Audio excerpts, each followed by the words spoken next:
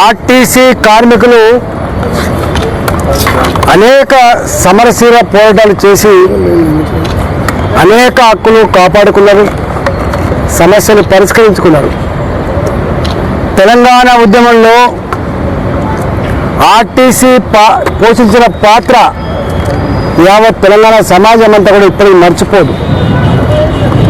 ఆనాడు ఉమ్మడి రాష్ట్రంలో ఆర్టీసీ కార్మికులని ప్రభుత్వ ఉద్యోగులుగా గుర్తించాలని, ప్రభుత్వ ఉద్యోగులుగా వాళ్ళని మార్చాలని చెప్పి అలాంటి ప్రతిపాదన చేసింది.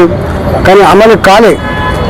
2023లో ఆనాటి ప్రభుత్వం ఆర్టీసీ కార్మికులని ప్రభుత్వ ఉద్యోగులుగా పరిగణిస్తూ జీవో ఇవ్వడం కూడా జరిగింది.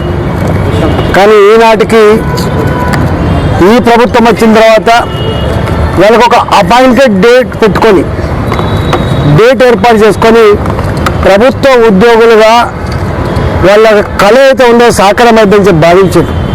కానీ అది కాకపోయేసరికి వెంకన్న గారి నాయకత్వంలో మరోసారి ఆర్టీసీలో ఉన్నటువంటి అన్ని కార్మిక సంఘాలు కలిసి ప్రభుత్వానికి అల్టిమేటం ఇచ్చి ఇవాళ సమ్మె చేస్తున్న విషయం యావత్ తెలంగాణ ప్రజానీకంలో ఇవాళ మళ్ళీ ఆలోచన వస్తూ ఉంది.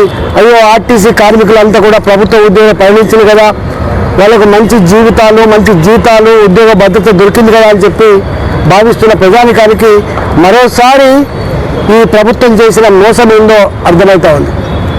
నేను ఈ ప్రభుత్వాన్ని డిమాండ్ చేస్తూ ఉన్నా, ఆనాడు మీరు అధికారంలోకి రావడానికి అనేక రకాల హామీలు ఇచ్చిండు. ఆ హామీలలో ఆర్టీసీ కార్మికులకు ఇచ్చిన హామీలు కూడా అనేకం ఉన్నాయి. ఇవాళ మీరు ఒకనాడు తెలంగాణ వచ్చిన నాడు 50 నుంచి 60,000 ఉద్యోగులతో కలకల్లాడిన ఆర్టీసీ కోట్లాది మంది పేద ప్రజానీకానికి, లక్షలాది మంది పేద విద్యార్థులకు, లక్షలాది మంది పాలమ్ముకునే వాళ్లకు, కూరగాయలు అమ్ముకునే వాళ్లకు సహకారం అందించిన ఆర్టీసీ ఇవాళ రాను రాను 38,000 ఉద్యోగులు పడిపోయింది. దాదాపు 20,000 ఉద్యోగాలు పోయినాయి. ఆర్టీసీ ఇవాళ పర్మనెంట్ ఉద్యోగులతో కలకలాల్సింది పోయి 38,000 ఉద్యోగాలకు పడిపోయి చివరికి ఇంకొక 5-6 ఏళ్లలో ఈ ఉద్యోగాలకు పోయి మొత్తం ఆర్టీసీ ప్రైవేటు పరమైనటువంటి ఆస్కారం ఉండదు. ఇవాళ పట్టణాలలో పొల్యూషన్ ఉండకూడదని చెప్పి ఎలక్ట్రికల్ బస్సులకి కేంద్ర ప్రభుత్వం సహకారం చేస్తూ ఉంటే, ఇవాళ అనేక రకాల ట్యాక్సెస్ ఎగ్జంప్షన్ ఇస్తూ ఉంటే, ఇవాళ ఆ బస్సులు ఆర్టీసీ కాకుండా ప్రైవేటు వ్యక్తులకు కట్టబెట్టి, పెద్దలకు కట్టబెట్టి ఇవాళ ఆ బస్సులలో పనిచేసే వాళ్ళు ఎవరు కూడా ఆర్టీసీ కార్మికులు కాదు. ఆ బస్సులు కంట్రోల్ లేవు, ఆ కార్మికులు కంట్రోల్ లేరు. ఒక్క మాటలో చెప్పాలంటే పొమ్మలు లేక పొగబెట్టినట్టుగా ఈ ఎలక్ట్రికల్ బస్సుల పేరిట ఇవాళ బస్సులన్నీ కూడా ప్రైవేట్ పరం అవుతూ ఉన్నాయి. రోజు రోజుకు ఆర్టీసీ సింక్ అయిపోతూ ఉంది. కాబట్టి మొట్టమొదటిగా వాళ్ళకి ఎట్లయితే అపాయింటెడ్ డేట్ ఇచ్చి ఆర్టీసీ కార్మికులు పర్మనెంట్ చేస్తారో, ఆర్టీసీ కార్మికుల సంఖ్య తగ్గకుండా, ఆర్టీసీని ప్రైవేట్ పరం చేయకుండా ఇవాళ ఎలక్ట్రికల్ బస్సులు కూడా ప్రభుత్వం ఇచ్చే సబ్సిడీ ఆర్టీసీ తీసుకొని ఆ బస్సులన్నీ కూడా ఆర్టీసీ నడపాలని చెప్పి కూడా డిమాండ్ చేస్తూ ఉన్నాం. కొన్ని రూట్లలో 50 రూపాయల కిలోమీటర్ అని చెప్పి ఇలా ఇవ్వడం వల్ల చివరికి ఆర్టీసీ మీద భారం పడి మళ్ళీ అప్పులో ఊపిలో కూరుకుపోయి ఇవాళ ఇది పూర్తిగా మునిగిపోయేటువంటి ఆస్కారం ఉంది. కాబట్టి ఇట్లాంటి పిచ్చి ప్రయత్నం ఇవాళ అలౌ చేయొద్దని చెప్పి డిమాండ్ చేస్తూ ఉన్నాం. ఇవాళ దాంతో పాటుగా ఆర్టీసీ కార్మికులకు పీఆర్సీ రావాలి. నాకు తెలిసి ఇప్పటికీ 2021లో ఒక పీఆర్సీ ఉండే, ఇవాళ మళ్ళీ ఒక పీఆర్సీ ఉండే. ఇప్పటికే 2 పీఆర్సీలు రావాలి ఆర్టీసీ కార్మికులకి.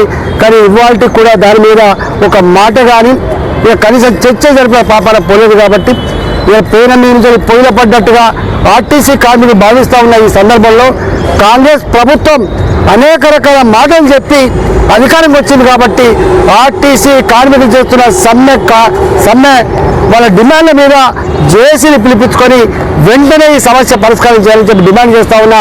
ఆనాడు కేసీఆర్ కూడా సంఘాలెందుకు, సమ్మెలెందుకు, సంఘాల వల్లనే సమ్మెల వల్లనే ఆర్టీసీ దివాళా తీసిందని చెప్పి ఆనాడు నంగనాచి మాటలు మాట్లాడింది. కానీ వాళ్ళ ఆనాడు ఇదే కాంగ్రెస్ పార్టీ అన్యాయం అని చెప్పింది. ఆనాడు కార్మికులు అనేక మంది గుండె పలిగి చనిపోయిన సందర్భం చూసినాం. రాజిరెడ్డి లాంటి వ్యక్తి కిరోసిన్ పెట్రోల్ పోసుకొని మంటల్లో మాడిపోయిన సందర్భం చూసినాం. శ్రీనివాసరెడ్డి గారు ఇట్లా ఆనాడు ఆర్టీసీ కార్మికులు వాళ్ళ మొత్తం జీవితాన్ని పణంగా పెట్టి సమ్మె చేస్తే సాధించుకున్నటువంటి ఇవాళ ఈ హక్కుల్ని ఈ ప్రభుత్వం నీరుగార్చే ప్రయత్నం చేస్తూ ఉంది. ఇది మంచిది కాదు. నేను మళ్ళీ డిమాండ్ చేస్తూ ఉన్నా, ఆర్టీసీతో పెట్టుకున్న కేసీఆర్కి ఏమైందో మీకు తెలుసు. ఇవాళ ఆర్టీసీతో గోక్కున్నాడు, ఎవరు బాగుపడరు. ఆర్టీసీ కార్మికులు కేవలం 40,000 మంది కార్మికులని చెప్పి మీరు అనుకుంటున్నారు. కోట్లాది మంది ప్రజల జీవితాలతో పెనవేసుకున్న బంధం ఉన్న వాళ్ళు, ప్రజలతో సంబంధం ఉన్న వాళ్ళు ఆర్టీసీ కార్మికులు. కాబట్టి ఆర్టీసీ కార్మికుల వెంటనే, ఎందుకంటే ఆర్టీసీ కార్మికులు రిటైర్మెంట్ అయితే వాళ్ళకు పెన్షన్ కూడా చక్కగా రాదు. ఉద్యోగం ఉన్నంతసేపే వాళ్ళ జీవితాలు తప్ప పెన్షన్ కూడా చక్కగా లేదు. కాబట్టి ఆర్టీసీ కార్మికులు చేస్తున్న సమ్మె జేఏసీ నాయకత్వంలో వాళ్ళు ఏ డిమాండ్ అయితే పెట్టిందో తక్షణమే జేఏసీ నాయకులను పిలిపించుకొని ఈ సమస్యను వెంటనే పరిష్కరించాలని చెప్పి నేను డిమాండ్ చేస్తా ఉన్నా.